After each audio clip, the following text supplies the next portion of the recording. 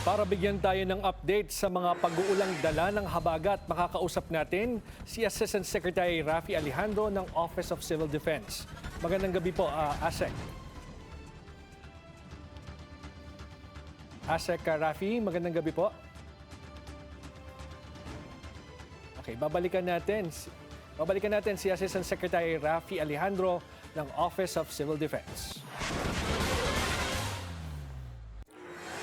Undersecretary na ngayon ng Department of Health si Attorney Christian Lel Sakilabo na nitong Hulyo lang ay tinalagang Assistant Secretary ng Department of Health.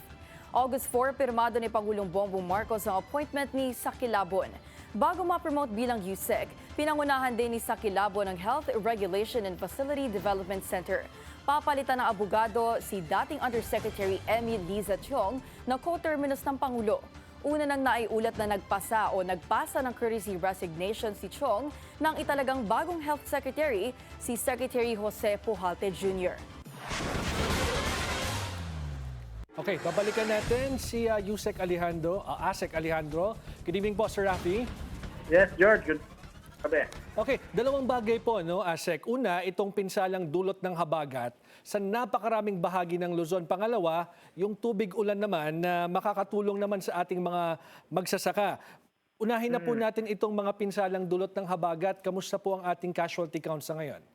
Oo, as of this evening, meron kami validate na 8 na po na casualty dahil may nadagdag na report na casualty sa Batangas City, meron sa Lipa, Batangas, and kaya 8 from 6 kahapon. And meron tayong isang reported sa Batangas. So yun po ang dagdag sa casualty natin. In terms of affected population, tumaas po, 142,000 families na po, or close to 480 individuals. So meron pa pong 211 flooded sa Regions 1, 3, Calabarzon, Opa, and may landslide, Calabarzon, Region 1. So marami pa pong report kaming kinakalat. Houses po ang reported na damage this evening. At meron tayong 54 road sections at 4 na bridges na hindi pa po passable, no? Kasi tuloy-tuloy po ang clearing operation ng ating DPWH.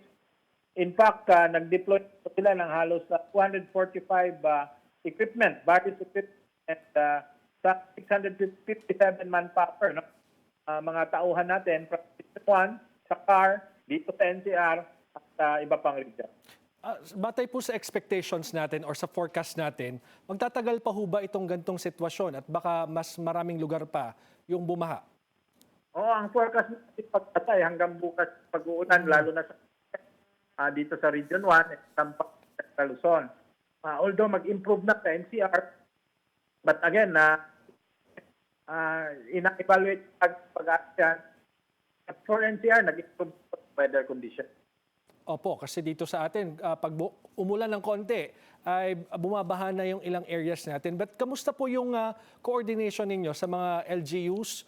May mga hinihingi po ba silang tulong sa ngayon?